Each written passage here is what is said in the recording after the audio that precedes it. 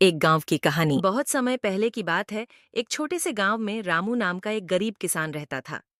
रामू का गांव हरियाली से भरा हुआ था और वहां के लोग एक दूसरे की मदद करते थे।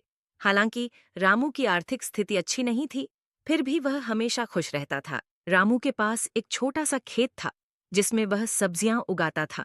उसकी मेहनत और ईमानदारी के कारण उसकी फसलें हमेशा अच्छी होती थीं। परंतु इस बार मौसम ने करवट बदली और गांव में सूखा पड़ गया। खेतों में पानी की कमी हो गई और फसलें सूखने लगीं। गांव के लोग चिंता में डूब गए।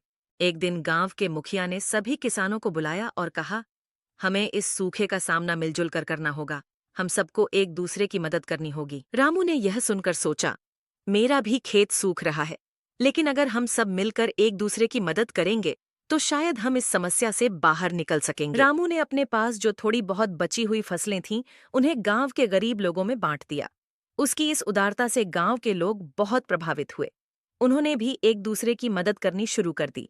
किसी के पास पानी था तो किसी के पास अनाज।